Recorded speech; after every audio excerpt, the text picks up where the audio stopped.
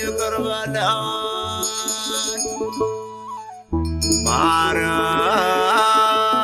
ማረን ጌታ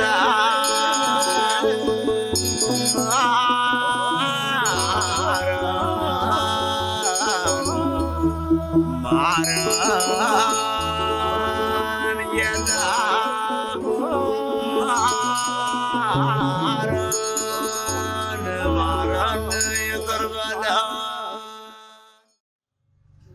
እርሳችን ወንጌላዊው ማቴዎስ በማቴዎስ ወንጌል ምዕራፍ 26 ቁጥር 41 ላይ ባለው ቃል ነው የምንነጋገር። ቃሉም እንዲህ ይላል፣ ወደ ፈተና እንዳትገቡ ተግታችሁ ጸልዩ። ስለ ጸሎት ነው የምንነጋገረው። ጸሎት ፈተናን ያርቃል። ጸሎት ክፉን ነገር ያርቃል፣ ከክፉ ነገር ሁሉ ይሰውረናል። ጸሎት መልካም ዕድል ያመጣል። ደግሞም ከሁሉም በላይ ተግቶ መጸለይ እንደሚገባ፣ ወደ ፈተና ላለመግባት ተግቶ መጸለይ፣ ተግቶ ማልቀስ አስፈላጊ መሆኑን ጌታችን መድኃኒታችን ኢየሱስ ክርስቶስ በጌቴሴማኒ ነው ጴጥሮስን ዮሐንስንና ያዕቆብን ይዞ ሌሎችን ሐዋርያት ከግብረ ደብረ ከተራራው ስር ከጌቴሴማኒ ውጭ አስቀመጣቸውና ሦስቱን ደቀ መዛሙርቶች ይዞ ወደ ጌቴሴማኒ ወደ ጸሎት ቦታው ገባ። ከእነሱም የድንጋይ ውርወራ ያህል ራቅ ብሎ ከመሬት ላይ ወድቆ ይጸልይ ለምን ነበር። በዚህ ጊዜ ነው ሲጸልይ ቆይቶ ተንበርክኮ ሲጸልይ ከቆየ በኋላ መለስ ብሎ ቢያቸው ጴጥሮስ፣ ያዕቆብና ዮሐንስ ተኝተዋል። ወደ ፈተና እንዳትገቡ ተግታችሁ ጸልዩ። ወደ ፈተና ላለመግባት ተግቶ መጸለይ፣ ተግቶ ማልቀስ ስለሚያስፈልግ ነው። ጌታችን መድኃኒታችን ኢየሱስ ክርስቶስ እንዲህ አላቸውና አሁንም ሂዶ ይጸልይ ነበር። ከመሬት ላይ ወድቆ በግንባሩ ተደፍቶ ተንበርክኮ ይጸልይ ነበር።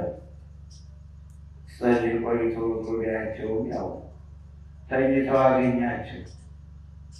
ስለዚህ ነው ደጋግሞ ወደ ፈተና እንዳትገቡ ተግታችሁ ጸልዩ። ፈተና በጸሎት ይመለሳል። መከራ በጸሎት ይመለሳል። ሰይጣን ዲያብሎስ የሰው ልጆች ቢፈትናቸውም በሽታም ቢመጣ አንበጣም ቢመጣ ሌላም ችግር ሌላም ፈተና ቢመጣ ጸሎት ግን ለሁሉም መከታ ነው፣ መሳሪያ ነው። ከክፉ ነገር ሁሉ የሚሰውረን ጸሎት ነው። የቅዱሳን ጸሎት ግዳጅ ታደርጋለች። ያዕቆብ ምዕራፍ 5 ከቁጥር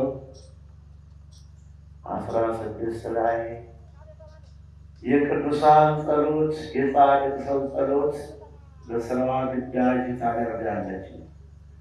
ኤልያስ ዝናብ እንዳይጥል ጸለየ። 3 ዓመት ከ6 ወር ሰማይ ተለቆመ። በአንደኛ ሳሙኤል ምዕራፍ 17 ከቁጥር 1 ላይ ካፌ ቃል በቀር በእነዚህ ዓመታቶች ከሰማይ ዝናብ ጠብ አይልም። ይህ ቃል ከተነገረ በኋላ በሰማይ በእስራኤል ላይ ደመና አልተበተነም፣ ደመናም አልዞረም ነበር። ነቢዩ ኤልያስ ይህን ቃል ካፉ ከወጣ በኋላ መልሼ ባፌ ዝናብ ይጣል ብዬ ካልተናገሩ ዝናብ ጠብ አይልም አለ። የቅዱሳን ጸሎት በስራዋ ግዳጅ ወይም የጻድቅ ሰው ጸሎት በስራዋ ግዳጅ ታደርጋለች። ሰማይን የለጎመው በጸሎት ነው። የሰማዩ ዝናብ 3 ዓመት ከ6 ወር ያስቀረው በጸሎት ነው። ዛሬም ተግተን እንጸልይ፣ እግዚአብሔር መልካሙን ዕድል ያድለናል። ከምንሰማው ክፉ ነገር ከበሽታውም ከረሃቡም አንበጣውም ከተለያየ ችግር ሁሉ ይጠብቀናል። ስለዚህ ነው ጌታችን መድኃኒታችን ኢየሱስ ክርስቶስ ወደ ፈተና እንዳትገቡ ተግታችሁ ጸልዩ፣ በመዛል በመድከም ተስፋ በመቁረጥ ሳይሆን ተግተን መጸለይ ነው፣ ከልብም መጸለይ ነው። የዓለም እምነት እግዚአብሔርን ማስደሰት አይቻልም ይላል ዕብራዊ ምዕራፍ 11 ቁጥር 6 ላይ ጥዑምና ጣፋጭ አንደበት የንግግር ቅልጥፍና ያለው የአሕዛብ መምህር ሐዋርያው ቅዱስ ጳውሎስ የዓለም እምነት እግዚአብሔርን ማስደሰት አይቻልም።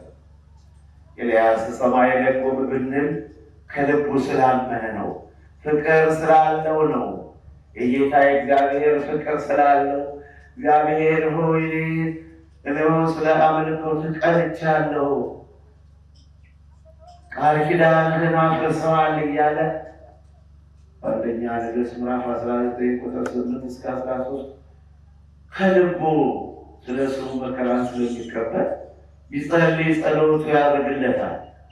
ጸሎት የጸሎት ዋናው አፈጻጸሙ ከልብ መጸለይ ነው። የዓለም እምነት እግዚአብሔርን ማስደሰት አይቻልም። ከእግዚአብሔር ዋጋ ለማግኘት የለመነው ጸሎት ወደ እግዚአብሔር ሊደርስ የሚያደርገው ነገር ከልባችን በፍቅር ይህም ደግሞ በደላችን ይቅር በለን እኛም የበደሉንን ሁሉ ይቅር እንድንል ይቅርታ ለማግኘት ማቱ እንዲነሳልን መቅሰፍቱ እንዲወገድልን መከራው ከእኛ እንዲርቅልን ይቅር ማለት ነው። ወንድሞቻችን ወገኖቻችን እያሳደድን እኛ በልባችን ቂምና ተንኮል ይዘን የምንጸልየው ጸሎት ብዙ ከመድከም ያስቀድሜ የምናገረው ጸሎታችን የሚያደርገው በንጹሕ ልቡና ሲሆን ነው። ሩብ እግዚአብሔር የዋህ ልባቸው የዋህ ለሆነ የዋሃንን ትሑታን ለሆኑ እግዚአብሔር ቅርብ ነው። ቢጠሩት ይሰማቸዋል፣ ቢለምኑት ይፈጽምላቸዋል። መዝሙር 33 ቁጥር 18 ላይ ይህ ሁላችንም እንጮኻለን። ነገር ግን የጸሎት ስጦታ ያላቸው ለምነው የሚሰሙ ሰዎች አሉ። እግዚአብሔር የሰው ፊት አይቶ ያዳምጣል። በቅንነት ስለሚጸልዩ ነው። ያለ ተንኮል ጸሎት ማለት ይሄ ነው። ሁሉም የጸለየው ጸሎት ሁሉ አይደለም። ጸሎት ወደ እግዚአብሔር የሚደርሰው እግዚአብሔር ልብን ነው። እግዚአብሔር የቁመትን ዘለግታ የውበትን ማማር አይመለከትም ያለ ታሪክ ነው።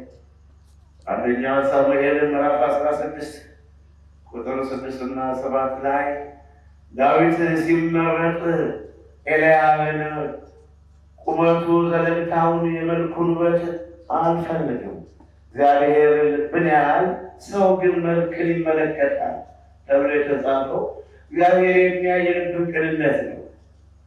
ወደ ፈተና እንዳትገቡ ተግታችሁ ጸልዩ።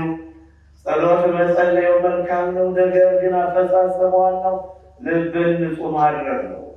የልብ ንጽሕና ነው። ይቅርታ ለማግኘት ይቅር ማለት፣ የምንፈልገውን ለማግኘት ደግሞ እኛም ደግሞ የዋህነትና ቅንነት ሊኖረን ይገባል።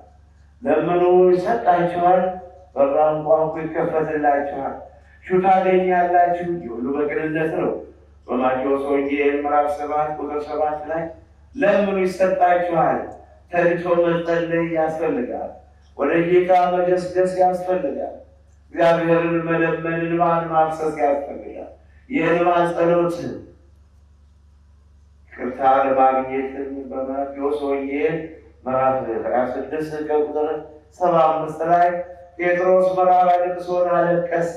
ከጸሎት ጋር እንባን ማፍሰስ ምሕረት ለማግኘት ኃጢአታችን ይቅር እንድንባል ኃጢአታችን እንዲደመሰስ ከኃጢአታችን ንጹሕ እንድንሆን የሰራነው ኃጢአት ከልጅነት እስከ እውቀት እንዲደመሰስልን እንደ ቅዱስ ጴጥሮስ እንባን ማፍሰስ። ጴጥሮስ መራራ ልቅሶን አልቅሷል፣ ለመነው ጌታን፣ ጌታም ይቅር አለው። ወደ ፈተና እንዳትገቡ ተግታችሁ ጸልዩ። ወንጌላዊ ሉቃስ ወንጌል መንግሥት እንደጻፈው በማቴዎስ ወንጌል ምዕራፍ 18 ከቁጥር 1 እስከ 8 ድረስ ተግቶ መጸለይ እንደሚያስፈልግ ቅዱስ መጽሐፍ ይነግረናል። በሕይወቱ ዘመን ሁሉ መልካም ፍርድ የሌለው ለሰው በጎ ስራ በጎ ፍርድ የማይፈርድ ክፉ ተንኮለኛ ዳኛ እንደነበረና የሚሄደው ሁሉ የሚያንገላታ ለሚሄደው ሁሉ መልካም ምላሽ የሌለው ሲሆን አንዲት ሴት ግን ተመላልሳ ጊዜ ሰዓት የረፍት ጊዜ ስትሰነሰው የሚመገብበት የሚያርፍበት ከመሰል ሰዎቹ ጋር የሚነጋገርበት ጊዜ ስታሳጣው ምንም እንኳን ከዚህ በፊት በጎ ስራ ባይኖረኝ ምንም እንኳን በጎ ነገር ፈርጄ ባላውቅም እቺ ሴት መጣ ጊዜ እንዳታሳጣኝ መጣ እንዳታስቸግረኝ ልፍረድላት ብሎ እንደፈረደላት ጌታ በምሳሌ ያስተምረናል። በማቴዎስ ወንጌል ምዕራፍ 18 ከቁጥር 1 እስከ 8 ድረስ ይህ ክፉ ሰው ለዛች ሴት በመመላለሷ ተግታ በመለመኗ ተግታ ደጅ በመጥናቷ ምንም እንኳን በጎ ሕሊና ባይኖረው ከእሷ በፊት ለሚመላለሱና ለሚደግሙ ሰዎች መልካም ፍርድ ባይፈርድም በመድከሟ በመመላለሷ በመትጋቷ ደጅ በመጥናቷ ፈረደላት ተብሏል።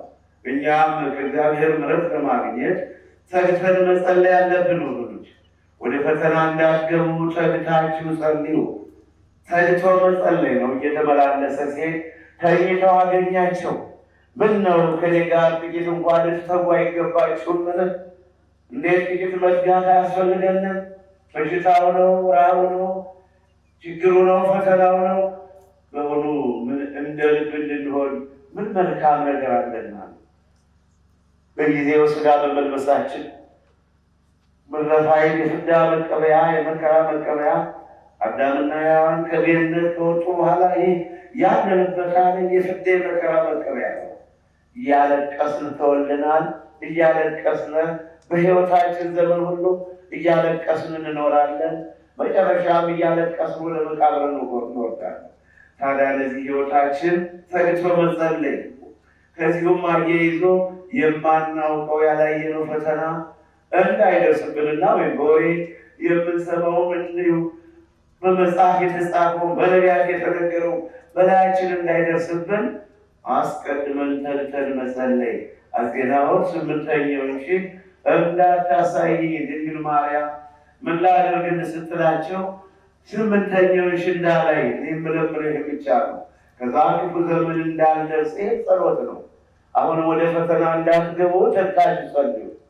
ክፉ ነገር እንዳያጋጥመን ሌሊቱን ቀኑን ክረምቱን በጋውን በሰላም እንዲያልፍ እግዚአብሔር አምላክ ሀገራችን ዓለማችን እግዚአብሔር አምላክ ሕዝቡን አቤቱ ሕዝብን ዓለም ርስትህን ባርክ እያልን እንባችን እያፈሰስን ተግተን ብንጸልይ ሳንተኛ ሳንደክም ሳንዝል እግዚአብሔር እንድንለምን ነው።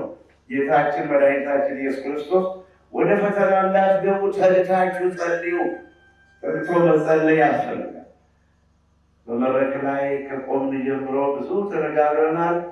ብዙ እናለቅሳለን። በንባም በጸሎትም ተንበርክከንም እጃችን ዘርግተን ብዙ ነገር አስተምረናል። ብዙ ነገር አሳይተናል።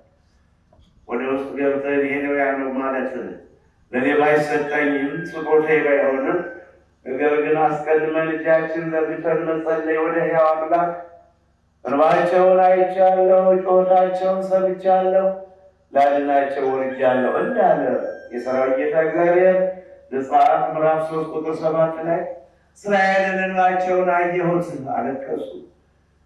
እጃቸውን አየሁት፣ እጃቸውን ዘርግተዋል አየሁት፣ እንባቸው ይፈሳል አየሁት፣ ጩኸታቸውንም ሰማሁት። እግዚአብሔር ዓይኖች ወደ ጻድቃን ጆሮም ወደ ስለታቸው እግዚአብሔር ከገጸ ምድር ያጠፋቸው ዘንድ ፊቱን ወደ ኃጥአን ነው። መዝሙር 33 ቁጥር 15 ላይ ተብሎ እንደተጻፈ ሁሉ እስራኤልን ጩኸታቸውን አየሁ። ወደ ፈተና እንዳትገቡ ተግታችሁ ጸልዩ። ጸሎት ለሁሉም ነገር ዋናው መሰረቱ ነው።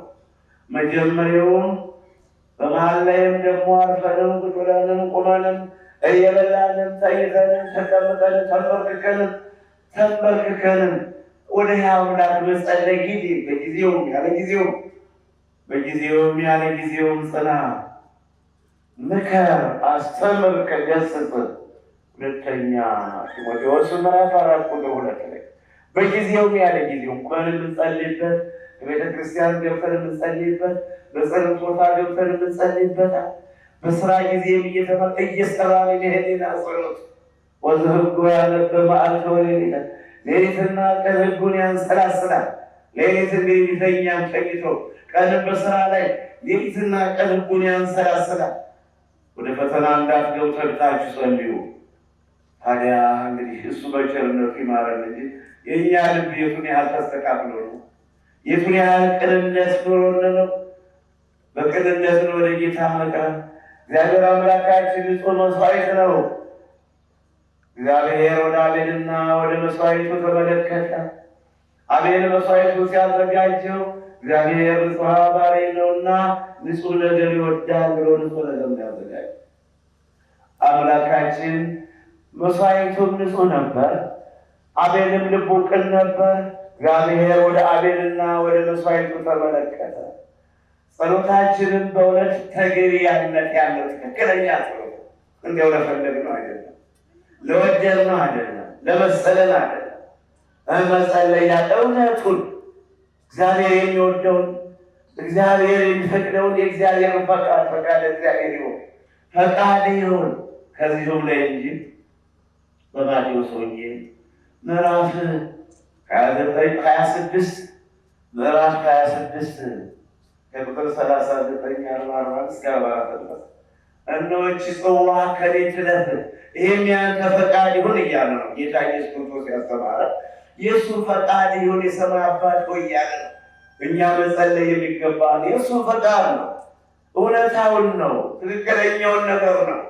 ለፈለግኩት አይደለም፣ በእኔ ፍላጎት የሚሄድ አይደለም። ጸሎት ማለት ወደ ጌታ እኮ ነው፣ ወደ ሰው አይደለም።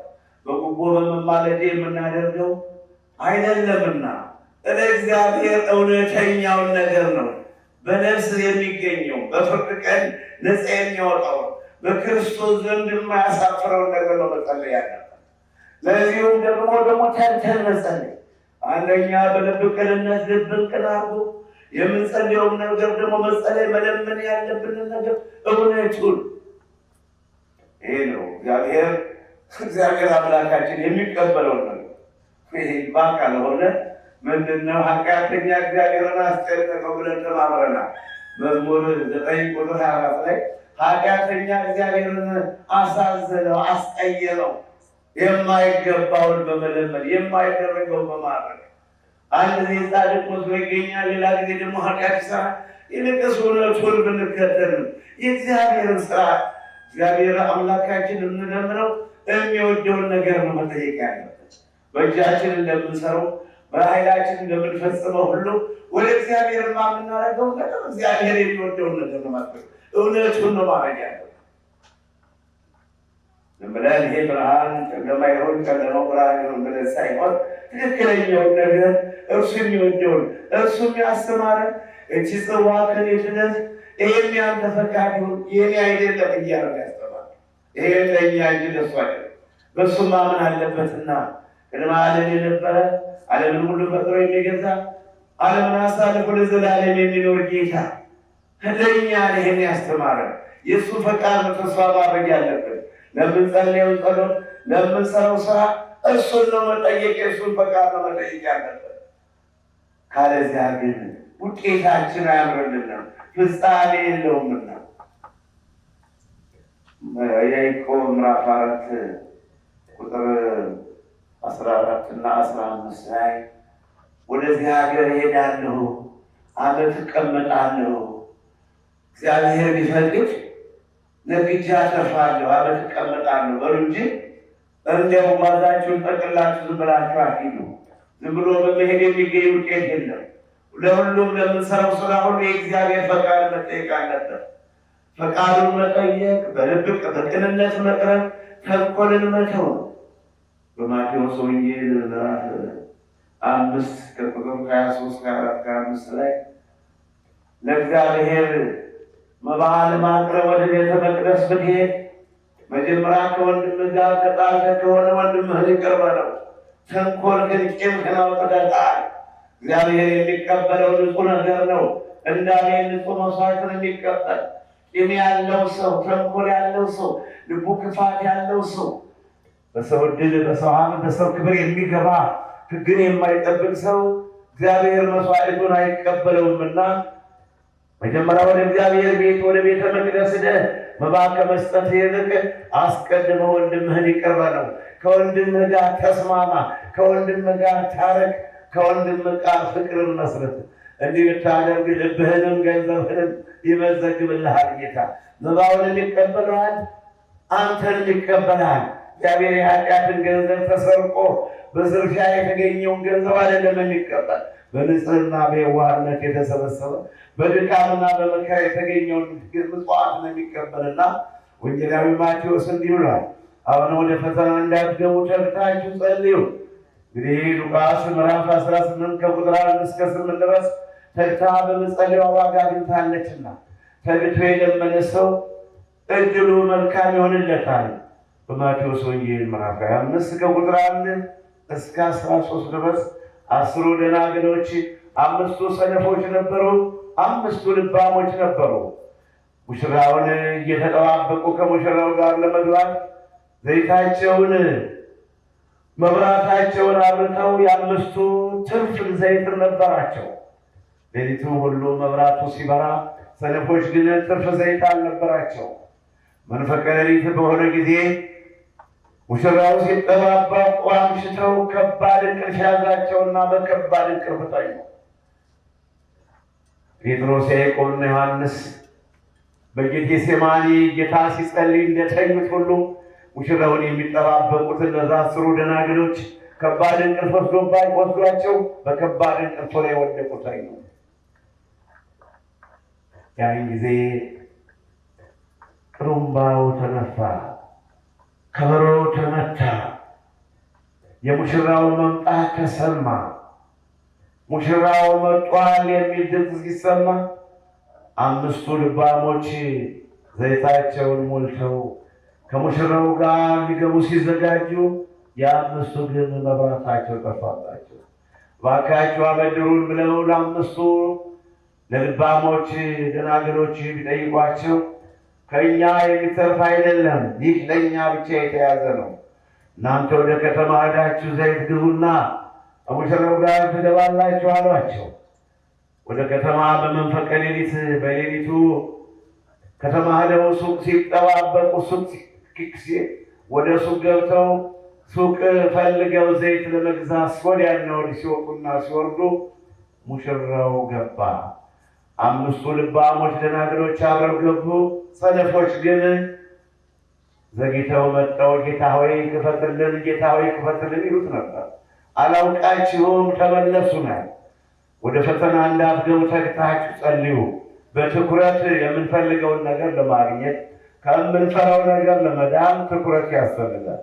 ከምንሰቀቀው ከምንፈራው ነገር ከመከራ ለመዳን ከምንፈራው በሽታ፣ ከምንፈራው ረሃብ፣ ከምንፈራው ስደትና መከራ ለመዳን ተግቶ መጸለይ፣ ከትጋት ጋር ደግሞ ተግቶ ከመጸለይ ጋር ከልብ ከቅንነት ከየዋህነት እነሆ ፍቅረ ነዋይ ገንዘብ ሌላም ዘረኝነት ያልተቀላቀለበት ፍጹም የሰራዊት ጌታ ሊቀበለው የሚገባው ጸሎት ነው።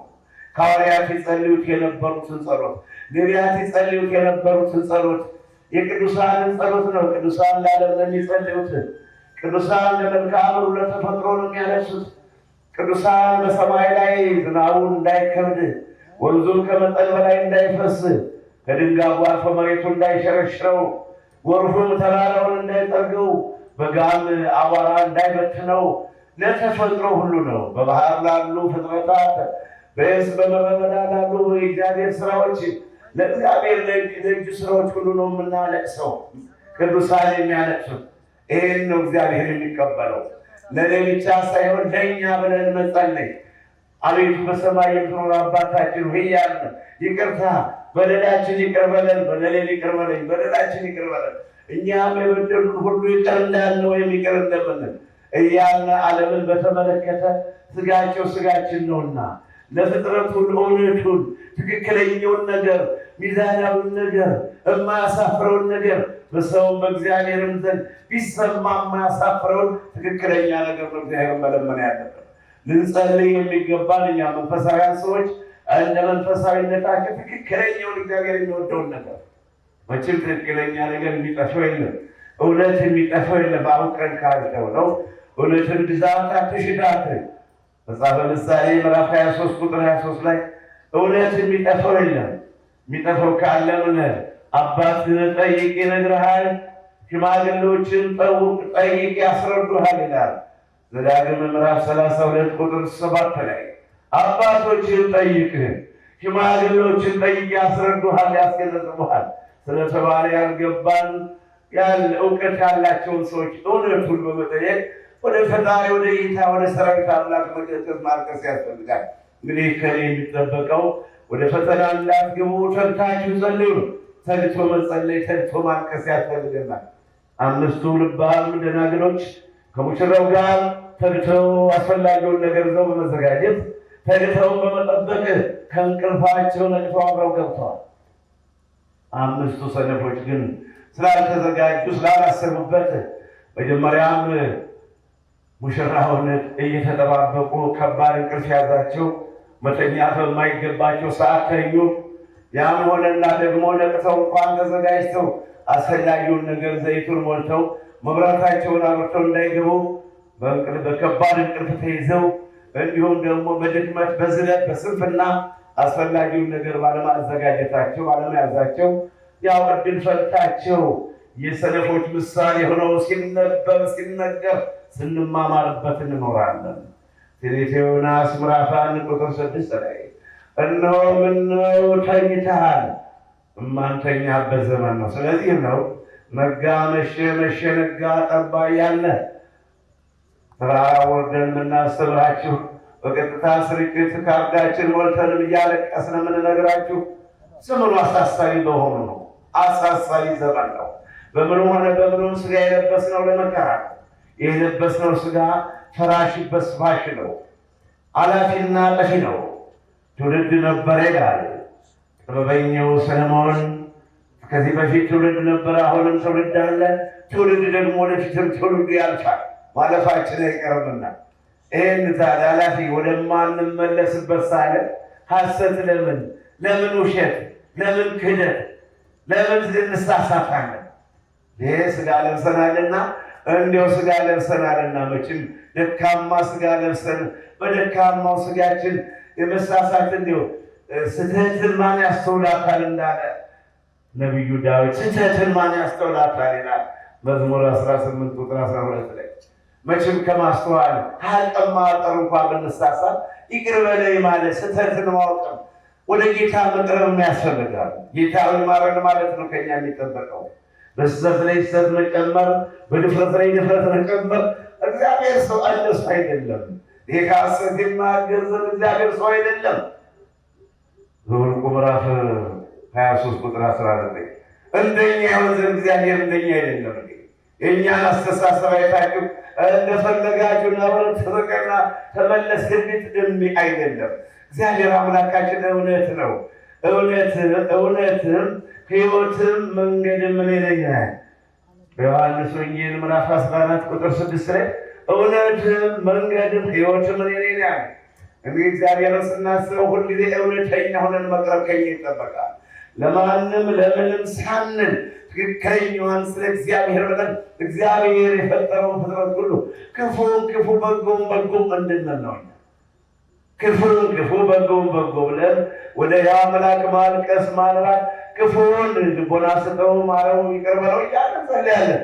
እኛ መቼም ለሁሉ ምሕረት ለማኝ ታጋሽ ነው። እግዚአብሔር አምላክ ታጋሽ ስለሆነ በመታገሳችሁ ነፍሳችሁን ገንዘብ ታደርጋላችሁ። ሉቃስ 21 ከቁጥር 19 ላይ መታገስ መልካም ስለሆነ በመታገሳችሁ ነፍሳችሁን ታገኛላችሁና እንግዲህ ወገኖች ወይ በስደት ያላችሁ ባህር ማዶ ያላችሁ ኑሯችሁን ለማሻሻልም በተለያየው በሚደርስብን ችግርና መከራን ተግተን መጸለይ ያለብን፣ በፍቅር መኖር አለብን። በበጎ ሕሊና መመላለስ ከኛ ይጠበቃል። እያለቀስን ፈጣሪያችንን እናስበው።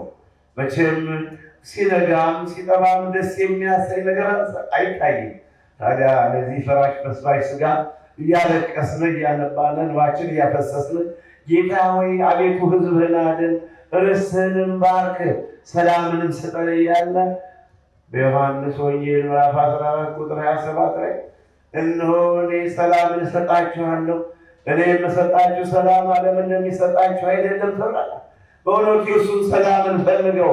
የእሱ ሰላም ከዓለም የተለየ ሰላም ስለሆነ አቤቱ አምላክ ሆይ ሰላምን ስጠን፣ ይቅር በለን፣ በድለናል፣ ተሳስተናልና። ነቢያት ይሄ ነበር ጸሎታቸው። የነቢያት አገልግሎት፣ የነቢያት ጸሎት እንዲህ ነበር የሚለምኑት። ተግተው በመጸለያቸው ጠላታቸውን ሰይጣንን ድል አድርገው ካሰቡት ደርሰዋል። ተጋድሏቸውን ፈጽመው መልካሙን ገድል ተጋድያለሁ፣ ሩጫዬን ጨርሻለሁ፣ ሃይማኖቴን ጠብቄያለሁ እያሉ ሄደዋል አባቶቻችን። ሁለተኛ ጢሞቴዎስ ምዕራፍ 4 ከቁጥር 7 ላይ ጸሎት ማለት ከቅንነት ነው፣ ከየዋህነት ነው። ክፉ ነገር እንዳያገኘን ወደ ፈተና እንዳትገቡ ተግታችሁ ጸልዩ፣ አቤቱ ወደ ፈተና አታግባን። በማቴዎስ ምዕራፍ 6 ቁጥር 13 ላይ አሁንም ጌታችን መድኃኒታችን ኢየሱስ ክርስቶስ አቤቱ ወደ ፈተና አታግባን፣ ጌታ ሆይ ፈተናውን አርቅልን፣ መከራውን አርቅልን፣ ፍጥረትን ሁሉ ጠብቀህ በምሕረት ተመልከት፣ ከእኛ ኃጢአት ያንተ ቸርነት ይበልጣልና። የሰማይ አምላክ ሆይ ከእኛ ኃጢአት ያንተ ቸርነት ሰማይ ከምድር እንደሚርቅ ኃጢአታችን አራክልን፣ ምስራቅ ከምዕራብ እንደሚርቅ በደላችን አራክልን። በመዝሙር 102 ከቁጥር 10-11 ላይ መሐሪ ስለሆነ ጌታ እንግዲህ ወገኖች በውጭም በውስጥም በሩቅም በቅርብም ያላችሁ እናልቅስ፣ እንጸልይ፣ በጸሎት እንትጋ፣ በጸሎት እንተሳሰብ። እናንተ ለእኛ እኛ ለእናንተ አንድ ልብ ሆነን እውነትን እዘን ስለ ጽድቅ ስለሆነ ስለ እግዚአብሔር ብለን እግዚአብሔር የሚወደውን ጸሎት እንጸልይ፣ እግዚአብሔር የሚቀበለውን ጸሎት እንጸልይ። ቆርኔሌዎስ ሆይ ጸሎትህና ምጽዋትህ እነሆ በእግዚአብሔር ፊት ቀርቦልሃል። ትክክለኛ ጸሎት ስለሆነ ነው። እንከን የሌለበት ጸሎት ስለሆነ እውነት ስለሆነ የቆርኔሌዎስ ጸሎት ዘነው በ9 ሰዓት መልአክ እግዚአብሔር መልአክ ወርዶ እስኪያነጋግረው ድረስ መድከማችሁ ካልቀረ ትክክለኛ ጸሎት ነው መጸለይ። ስንጸልይም ትጋት መትጋት ያስፈልጋል። ከዛም ደግሞ አያይዞ ደግሞ እውነተኛ ጸሎት ነው። እንደፈለግን ለእኔ የሚመቸኝ ብቻ አይደለም፣ እኔ የምወደውን የምፈልገውን ብቻ አይደለም፣ ያ ወደ እግዚአብሔር የሚቀርብ አይደለም። እንደዛ አይነቱ ጸሎት ከእግዚአብሔር ፊት አይቀርብምና እነሆ ጸሎትን እንዳትሰማ ጸሎትን እንዳትቀበል ነው በደመና ጋረድህ ይላልና ሰቆቃወ ኤርምያስ ምዕራፍ 3 ቁጥር 44 በደመና ጋረድኸው። ይሄ ማለት ደመናው ኃጢአታችን ነው፣ በደላችን ነው። በደል ስለበደልነ ልባችን ክፉ ስለሆነ ቅን ነገር ከኛ ስለጠፋ ተንኮል፣ ቂም፣ በቀል፣ ቅናትና ምቀኝነት ስለሚታሰብ ለእኔ እንጂ ለእኛ ስለማንል ኖ በደመና ጋረድኸው ጸሎትን እንዳትቀር። የእግዚአብሔር እጅ ከማዳን አላጠረችም፣ ጆሮም ከመስማት ዝም አላለችም። ኃጢአታችን እንደ ተራራ ተጋርዶ እግዚአብሔርንና እኛን ለየነ። እንደ ማዶ ተራራ እግዚአብሔርና እኛን የለያየን በደላችን ነው። ጸሎታችን ወደ ጌታ እንዳይቀርብ፣ ልመናችን እንዳይሰማ ጸሎታችን ትክክለኛ ስላልሆነ ነው። ቅን ነገር ስለሌለበት ነው። የራሳችን ፍላጎት፣ የእኛን ምኞት፣ የምንደሰትበትን ለእኛ የሆነውን ነገር ይሄን ጨምር ያን አምጣ ያን ወሰደው እንላለን እንጂ እንደ አባቶቻችን አቤቱ የሕዝቡን ኃጢአት ይቅር በል ብለን ይቅርታ እንድናገኝ ስለ ኃጢአታችን ተናዘን በድለናል፣ አጥፍተናል፣ ጌታ ሆይ ተሳስተናል፣ አምላክ ሆይ አስቀይመንሃል፣ ከጥፍራችን እስከ ጠጉራችን በበደል ተሞልቷል ያለ ኢሳይያስ ምዕራፍ 64 ቁጥር 6 ላይ ኃጢአታችን እንደ መርገም ጨርቅ ሆኖብናል፣ እንደ መርገም ጨርቅ ረክሰናል፣ በድለናል፣ ሁሉም ተያይዘው በደሉ፣ መልካም ስራ የሚሰራ አልተገኘም ነው። በመዝሙር 13 ቁጥር 1-3 ላይ ሁሉም ተያይዘው በደሉ፣ መልካም ስራ የሚሰራ የለም። ታዲያ እንዲህ አይነቱን ጸሎት የምንጸልየው ባይሆን ይቅር በለን ብለን ነው መጀመሪያ ስለ ሕዝቡ መናዘዝ፣ ስለ ራሳችን መናዘዝ። ጌታ ሆይ ይቅር በለን በድለናል። ከኃጢአት ላይ ኃጢአት እየጨመራችሁ ከክፋት ላይ ክፋት እየጨመራችሁ እንደገና የምትጸልዩትን ጸሎት ኃጢአት ከሆነ ያ ወደ እግዚአብሔር የሚቀርብ አይደለም። ያ ወደ እግዚአብሔር ለመታሰቢያ ሊሆን ውጤት ሊያገኝ ከእግዚአብሔር የሚቀርብ አይደለም። ማንኛውንም ነገር መጸለይ የሚገባን ንጽሕናን ጠብቀን ነው፣ ይቅር ብለን ነው፣ መልካሙን ነገር ነው ለእግዚአብሔር። በድለን ከሆነ ማረኝ መሐሪ ነውና እኛ ሲፈጥረን ደካማ መሆናችን ያውቃል። ስለ ሕዝብ ይቅር በለን፣ ስለ ሀገር ይቅር በለን መድኃኒዓለም እያለን ከዛ በላይ ደግሞ አሁንም ሰላሙን፣ ፍቅሩን፣ ምሕረቱን፣ ለታመመ ምሕረቱን፣ ለተሰደደ በሰላም መመለሱን፣ ለአዝመራው ደግሞ በሰላም ወደ ጎተራው መግባቱን፣ የታሰረው እንዲፈታ፣ የሞቱት ነፍሳቸው እንዲማር፣ ይሄ ነው የሚያስፈልገው። እንደፈለግነው በመሄድ እኛ ያንን አስደስታለሁ ያኛውን ለዛኛው መጫለ አይደለም። ይህ ከኔ ባህሪ ከኔ ልቦና የራቀ እኔ የምጸልየው ሰላም ነው። ሰላሙንም ለፍጥረቱ ሁሉ ነው። ለፍጥረቱ ለማየው ነገር ሁሉ ሰላም እለምናለሁ። ካልተገኘም ደግሞ እናለቅሳለን። እግዚአብሔርን ለምነን የምናውቀው የለም። ነገር ግን የሰው ልብ ክፉ ስለሆነ ደግሞ አሁን ከፈተና ላይ ፈተና እየተጨመረ ይሄዳል። አንዱ ስንለው አንዱ የሚያደናግር ግራ የሚያጋባ ዘመን ሆኖ እንዲህ ከብዶን ብንገኝም እግዚአብሔር መሐሪ ነውና አንድ ቀን በምሕረቱ ይጎበኘናል። ወደ ፈተና እንዳትገቡ ተግታችሁ ጸልዩ። የዛሬው ርዕሳችን ነው ማቴዎስ ምዕራፍ 26 ከቁጥር 41 ላይ ወደ ፈተና እንዳንገባ ተግተን መጸለይ። ከተኛነ አንቀላፋነ ማዕበሉ ይውጠናል። ትንቢተ ዮናስ ምዕራፍ 1 ቁጥር 6 ላይ ምነው ተኝተሃል?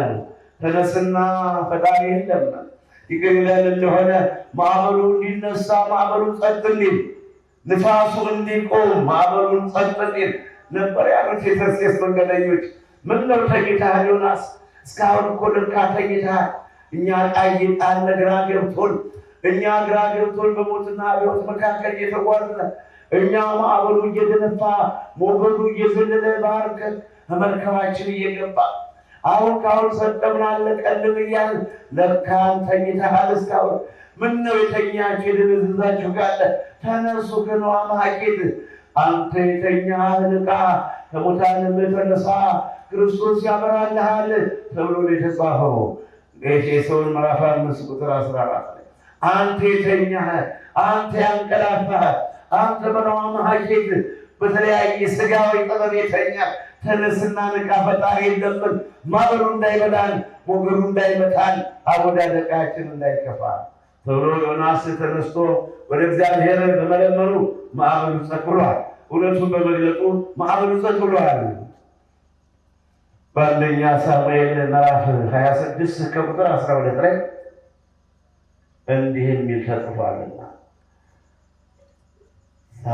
በአንደኛ ሳሙኤል ምዕራፍ 26 ሳኦል ዳዊትን ሲያሳድደው ዳዊትን ያየሁ ጋር በፍለጋ እያለ ወፍ እንደሚያድን ቆቅ እንደሚያድን ድኩላና የዱር አራዊት እንደሚያድን ሰው ክተት ሰራዊት ምታ ነጋሪት ብሎ ሳኦል ዳዊትን ሲያሳድደው ያን ጊዜ ሳኦል ዳዊት ከተራራ ላይ ሆኖ ይመለከት ነበርና ሳኦልና ሰራዊቱ ወደ ልካለ ሜዳ ላይ ተኝተው ነበር።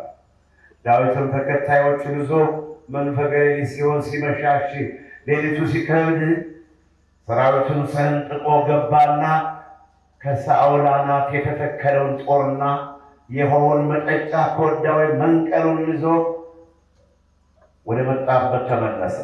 ከዳዊት ጋር የነበሩ ተከታዮቹ ግን እነዚህ አንድ ጊዜ ብቻ በጦር እንውጋው፣ ከዛ በኋላ ጠላት የለብህም አሉት ዳዊት።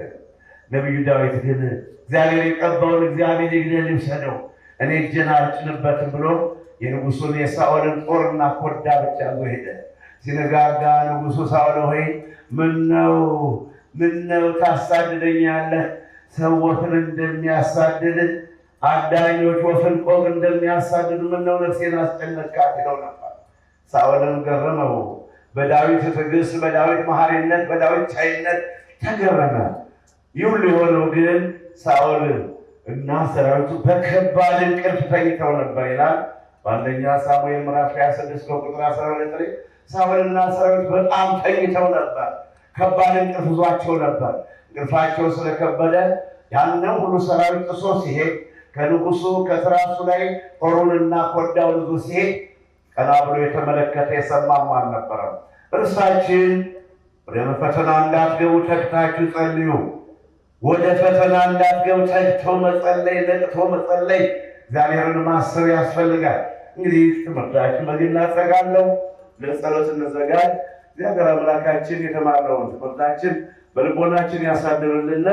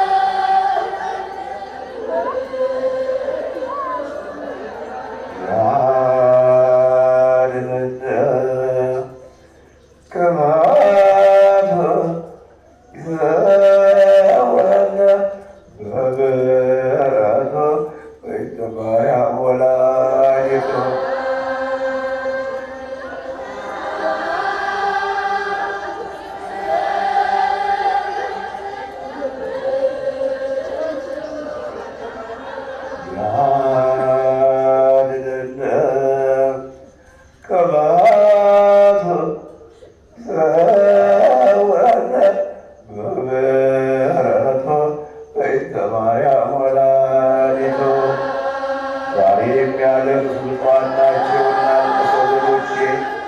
ቀኑ ክፉ ነው እናልቅስ። ጌታ ተስፋችን እንባ ነው። ያድነን ከመዓቱ ይሰውረን በምሕረቱ በእንተ ማርያም ወላዲቱ። ለእኛ ለመንፈሳውያን ሰዎች፣ ለእኛ በረሃ ለወደቅን ሰዎች እንባ ነው። እናልቅስ ወደ ሕያው ጌታ ወደ ሰራዊት አምላክ።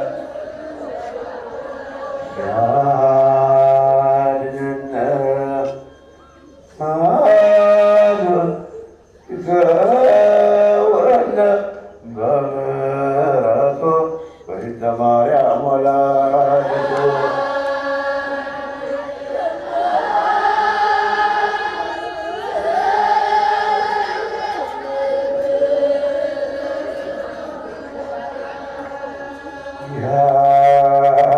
ያድነን ከመዓቱ ይሰውረን በምሕረቱ በእንተ ማርያም ወላዲቱ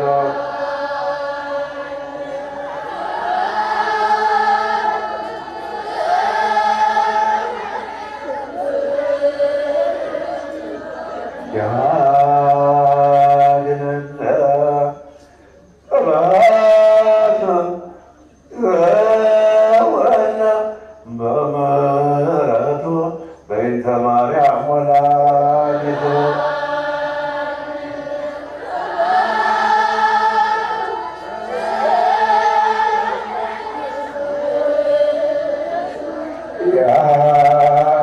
ያድነን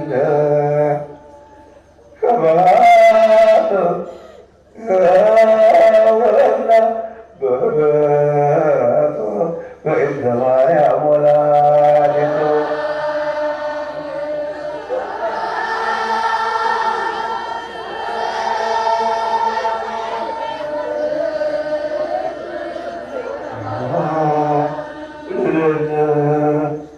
ከመዓቱ ይሰውረን በምሕረቱ በእንተ ማርያም ወላዲቱ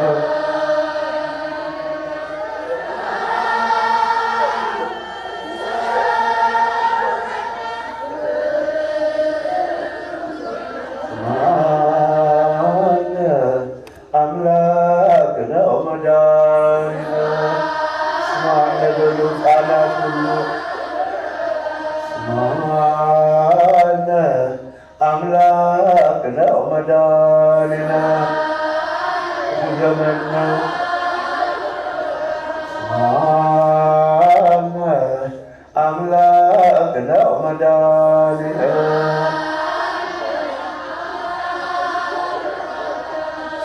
ስምዐነ አምላክ ነው መድኃኒነ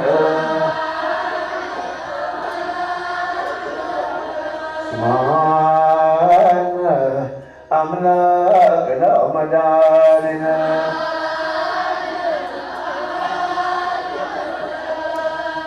ስምዐነ አምላክ ነው መድኃኒነ ስምዐነ አምላክ ነው መድኃኒነ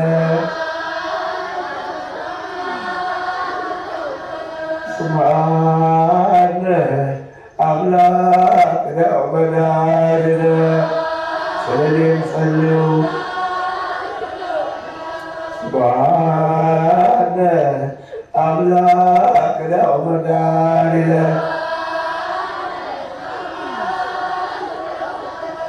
ስምዐነ አምላክ ነው መድኃኒነ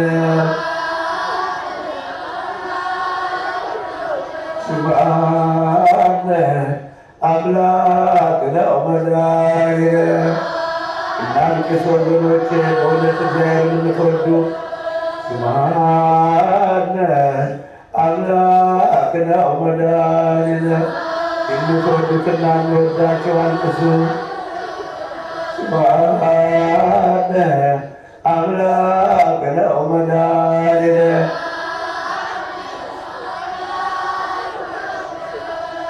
ስብሐነ አምላክ ነው መድኃኒነ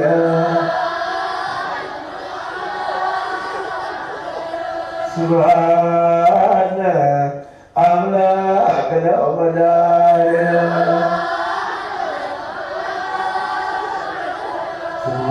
ስብሐነ አምላክ ነው መድኃኒነ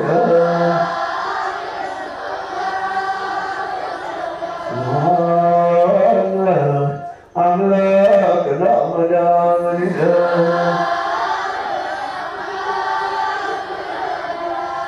ስብሐነ አምላክ ነው መድኃኒነ ስብሐነ አምላክ ነው መድኃኒነ ስብሐነ እንዳልነው ይስማን ማረን እንዳልነው ይማረን። ወገኖቼ እርሱ ሲጠራን አቤት ብንለው ስንለምነው ደግሞ ይመልስልናል። እኛ ግን ከእሱ ከሸሸን ተስፋ የለንም። የመጀመሪያው የእኛ ነው። እግዚአብሔር ሰውን በመልኳ አክብሮ ፈጥሮታል። ከሕጉ መውጣት የለብንም። ከሕጉ ከወጣን ግን ከባህር የወጣ ዓሣ ማለት ነን። ፈተናው ይበዛብናል። በሰሞኑ በውጭ ሆናችሁም በሀገር ውስጥ ከዚህ አገልግሎት ስለተለያችሁ የተጨነቃችሁ አላችሁ።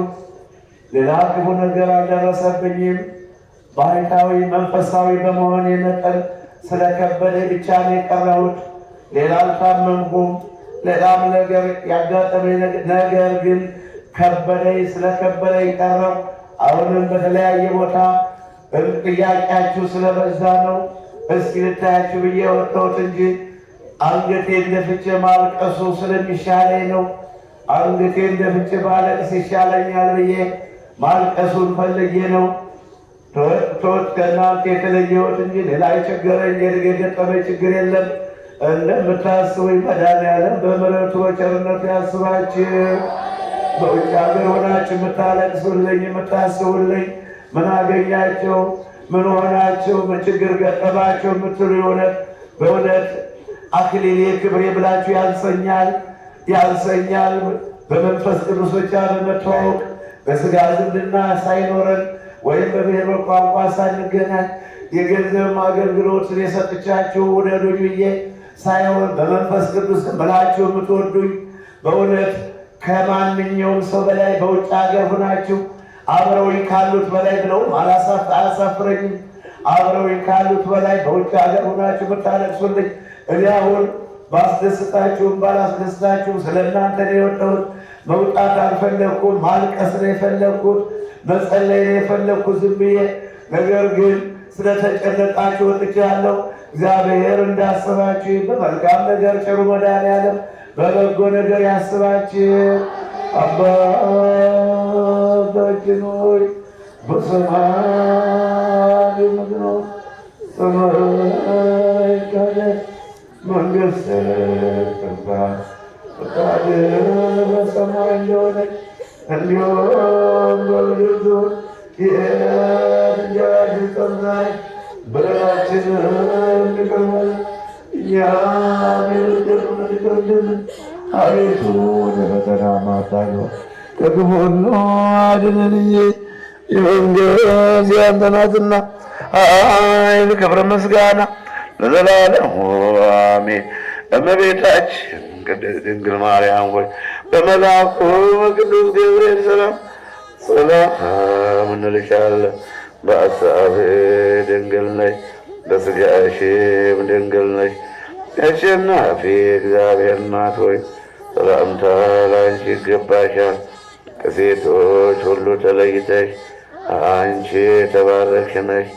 የማኅፀንሽ ፍሬም ኢየሱስ ክርስቶስ የተባረከ ነው። ጸጋን የተመላሽ ቅድስት ሆይ ደስ ይበልሽ። ጸጋን የተመላሽ ክብርት ሆይ ደስ ይበልሽ። ጸጋን የተመላሽ ክብርት ደስ ይበልሽ። ልዑል እግዚአብሔር ከአንቺ ጋር ነውና ከተወደደው ልጅሽ ከጌታችን ከመድኃኒታችን ከኢየሱስ ክርስቶስ ዘንድ ይቅርታና ምሕረትን ለምኝልን ኃጢአታችን ያስተሰርይልን ዘንድ። ሰላም ለኪ እንበል። አሁንም አልቅሱልኝ፣ ለእኔም አልቅሱ፣ ስለ ጊዜውም አልቅሱ ወገኖች። ሰላም ላንቺ ይሁን እያልን እንሰግድልሻለን። እናታችን ማርያም እንማልድሻለን። ከአዳኝ አውሬ ታድኝን ዘንድ ከክፉ ሰው ትጠብቂን ዘንድ ከክፉ ዘመን ትጠብቂን ዘንድ ተማጽነንብሻል። ስለ እናቴ ስለ ሐና ብለሽ ስለ አባቴ ስለ ኢያቄም ብለሽ ስለ ልጅ ስለ መድኃኔዓለም ብለሽ ስለ ልጅ ስለ መድኃኔዓለም ብለሽ ስለ ልጅ ስለ መድኃኔዓለም ብለሽ ድንግል ማህበራችን፣ ድንግል ገዳማችን፣ ድንግል ሀገራችን፣ ድንግል ወገኖቻችን በስደት ያሉትን ከውጭ ሀገር ሆነው ስለኛ የሚያለቅሱትን ሁሉ ባርኪልን። አምላክም በድንግልና የወለደች እመቤታችን የማርያም ጸሎት ማርያም አለች ነፍሴ እግዚአብሔርን ታከብረዋለች፣ መንፈሴም በጌቴና በአምላኬ ደስ ይላታል። የአገልጋዩን ትሕትና ተመልክቷልና። እነሆ ከዛሬ ጀምሮ ትውልድ ሁሉ ብፅዕት ይሉኛል። ታላቅ ኃይል አድርጓልና ስሙም ቅዱስ ነው። ይቅርታውም ለሚፈሩ ሰዎች ለልጅ ልጅ ይኖራል። ኃይልን በክንዱ አደረገ። በልባቸው ሐሳብ የሚታበዩ ትዕቢተኞችን አዋረዳቸው። ኃያላኑንም ከዙፋናቸው ገለባበጣቸው። የተዋረዱ የተገፉ መከራን የተቀበሉ መከራን የታገሱ ትሑታንን ከፍ ከፍ አደረጋቸው። ባለጸጎችን ባዶ እጃቸውን ሰደዳቸው። ምሕረቱ ትዝ እያለው ለአባቶቻችን ለአብርሃምና ለዘሩ የገባውን ቃል ኪዳን አስቧልና ብላቴናው እስራኤልን በረድኤት ተቀበለው። ወገኖቼ ለአብርሃም ለይስሐቅ ለያዕቆብ ለነቢያት ለሐዋርያት ለጻድቃን ለሰማዕታት ለደናግል ለመነኮሳት ለቀደሙ አባቶች የተለመነ አምላክ ይለመነን። ለአባ ሕርያቆስ ለቅዱስ ኤፍሬም ለአባ ዘድንግል ለአባ ዘጊዮርጊስ የተለመነ ቸርነተ ልቦና ሰዓሊተ ምሕረት አቁራሪተ መዓት እመቤታችን ትለመነን። እኔ አሁንም እናልቅስ እንጸልይ ብቻ ነው። እንደ ሌሎች ሁሉ ላሟርት፣ እንደ ሌሎች ሁሉ ይሄን መጣ ይሄን ወሰደ ልል አይደለም። ከኔ አፍ አይጠበቅም። እንዲህ አይነት ነገር እንድናገር እግዚአብሔር አይፈቅድልኝም። ነገር ግን የሚሆነው ነገር ሁሉ እንደ ቸርነቱ በአምላክነቱ እሱ የሰማይ አምላክ እግዚአብሔር አይተውኝምና ይህንን 2 ቀን ከበደኝ ተውሁድ። እኔ የከበደኝ ለምን እንደሆነ ለምን እግዚአብሔር ያውቃል። ስለከበደኝ ተውሁድ። አሁንም በተለያዩ ሰዎች ምን አገኛቸው ብላችሁ እናንተ በእውነት አባቶች እናቶች ተጨነቃችሁ፣ ጠየቃችሁኝ። ምን አግኝቶት ነው አላችሁኝ። ከፊታችሁ ለመቅረብ በቃው። አሁንም ለመታየት በቃው። ባለቅስ ግን ይሻለኛል። ድሮም እኮ ባሕታዊ ዘግቶ ለሚያለቅስ እንዲሁ ነገር ሲከፋ ቀን ሲከፋ እኮ ባሕታዊ ዘግቶ ነበር የሚያለቅስ። የእናንተ ፍቅር እኮ ነው ወደ እናንተ እንደወጣ የሚያደርገን እንጂ ያማረ ነገር ይዤ ንግግር ያምራል ምስጢሩን አመሳጠር ያስተምራለሁ እያደለም ፍቅራችሁ ነው ከፊታችሁ የሚያቆመኝ እንጂ ባለቅስ ባማረብኝ ነበረ። በዚህ ክፉ ዘመን እግዚአብሔር አምላካችን ይህን ክፉ ዘመን ከኛ ያርቅልን። እግዚአብሔር ዘመናችን ይባርክልን። እግዚአብሔር ሰላምን ይስጠን። እግዚአብሔር ማቱን ያርቅልን። እግዚአብሔር ፍቅሩን ይስጠን። ኧረ ፍቅር እርቦናል። የሚበላ አልጠፋ፣ የሚጠጣ አልጠፋ። እኔ እንኳ ድሃው ብዙ ሌላውም ሌላ እያንዳንዳችን ብዙ ችግረኞች ሸፍነን በያዝነ ነበር። አሁን የጠፋ ፍቅር ነው። አሁን የራበን ፍቅር ነው። አሁን መተማመን ነው የጠፋ። አሁን እውነተኛ ሰው ነው የጠፋ። አሁን ፈጣሪውን የሚያስብ እግዚአብሔርን የሚፈራ እውነተኛ ሰው ነው የጠፋ። እንሰብካለን፣ እናስተምራለን። መስቀላችን ይዘን የክህነት አገልግሎት እናገለግላለን። መስቀላችን በትከሻችን አድርገን ባሕታዊዎች መቼም ማንሆነ የለም። የነበሩትን ለመምሰል በተግባር የሚመስል ባይገኝም በስጋ ለመምሰል ብዙዎች ይሯሯጣሉ። ነገር ግን አፈጻጸም በእውነት አሰራር ተግባር በአፍ የምናስተምረው በተግባር የምናሳይ ሰው ብኖር እንዴት እግዚአብሔር በምሕረቱ በጎበኘን ነበር። እሱማ እንደ አባትነቱ የእኛን ኃጢአት አይቶ እኛን እስከዚህ ለማት አልፈጠረንም ነበር። እግዚአብሔር መዓቱን ያርቅልን፣ መዓቱን ያርቅልን፣ በዓይነ ምሕረቱ በቸርነቱ ይመልከተን። አምላኬ አምላኬ አምላኬ ስንለው ልቦናውን ያጽናብን። አምላኬ ስንለው ፊቱን ይዙርልን። አሁንም ትውልድ ሆይ እናልቅስ፣ እንጸልይ፣ እጃችን ወደ ሰማይ አምላክ እንዘርጋ። ይቅር ይበለን፣ ከልጅነት ሰውቀት የሠራነውን በደል ይቅር ይበለን። ኧረ እንዴት ሰው ወገኖች፣ ኧረ እንዘን። እንዴት ዘመናችን እንዲያሳዝን ነው። ምንም ልላችሁ አንፈልግም። እኔ አነጋገሬን በዚህ ጠቀልለዋለሁ። እናልቅስ፣ እንጸልይ። ትናንት ሕፃን ሳለሁ ጎልምሼም ሸምግዬም ወደፊት ባቆየኝ ጊዜ ሁሉ ይሄ ነው የምላችሁ የለኝም። እናልቅስ ምክር ነው። ምንም እንደ ድዳ እንደማይናገር ማሰብ እንደማይችል ሰው ነገሩን ጠቅለላ አድርጌው ለማት። እናልቅስ፣ እንጸልይ፣ እውነትን እንፈልጋል፣ ጽድቅን እንከተል። ሕይወታችን በመንፈስ ቅዱስን አናታለው። መንፈስ ቅዱስን አናታል። እውነትን እንፈልግ። መድኃኔዓለም ኢየሱስ ክርስቶስ በምሕረቱ ይጎብኘን። በስደት ያላችሁትን፣ ባህር ማዶ ያላችሁትን፣ ከወገን ከዘመድ የተለያችሁትን በያላችሁበት ይጠብቃችሁ። እግዚአብሔር ለታመሙት ሁሉ ምሕረት ይላክልን። ለታመሙት ሁሉ ምሕረት ይላክልን። የታሰሩትን ያስፈታልን። እግዚአብሔር አምላካችን እንግዲህ በውጭም በውስጥም ያላችሁ ወገኖቼ ሁሉ እግዚአብሔር በቸርነቱ ይመልከታችሁ። አሁንም መዓቱን ያርቅልን። አሁንም መዓቱን ያርቅልን። አሁንም ክፉን ነገር ያርቅልን። አሁንም ክፉን ነገር ከኛ ያርቅልን። በምሕረቱ በቸርነቱ ይመልከተን። አምላኬ አምላኬ አምላኬ ስንል ልቦናውን ያጽናብን። እግዚአብሔር የከርሞ ሰው ይበለን። ሀገራችን ኢትዮጵያ እንደ አበባ እሳት ማዕሯን ገነት ያድርግልን። ሀገራችን ኢትዮጵያን ከክፉ ነገር ይሰውርልን። ሀገራችን ኢትዮጵያ ሰላሟን ያብዛልን። በውጭ ሀገር ሆናችሁ የምታስቡን ነው እግዚአብሔር በመልካም ነገር ያስባችሁ። መድኃኔዓለም በመልካም ነገር ያስባችሁ።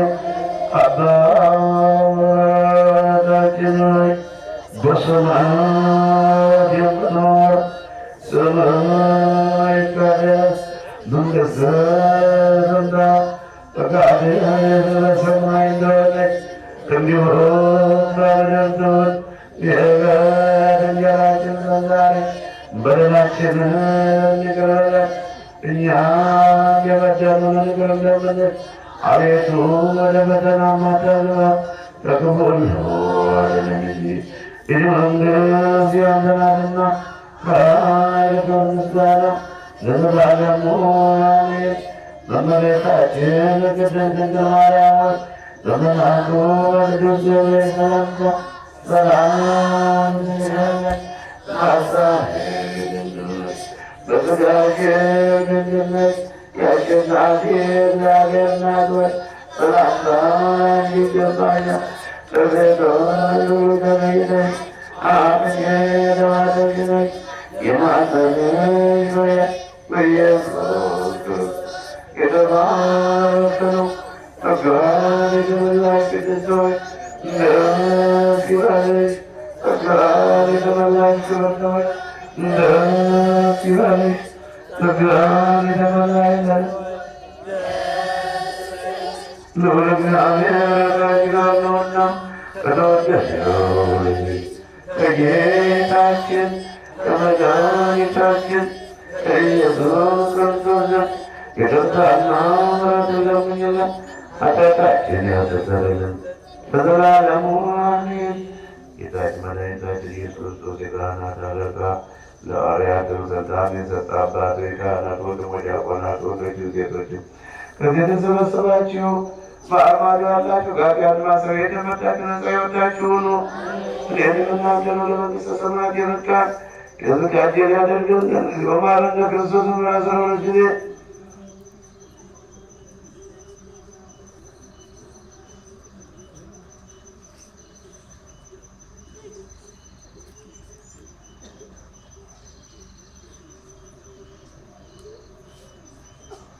ቅድስት ማርያም ማረነ ክርስቶስ ሆነ 12 ጊዜ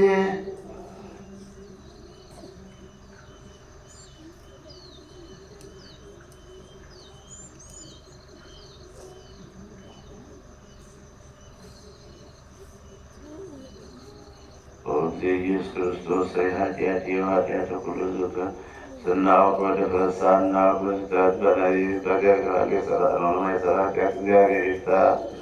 ከልጅነት እስከ እውቀት ከሠራነው የኃጢአት ማሰሪያ የተፈታን ነፃ የወጣን ያድርገን።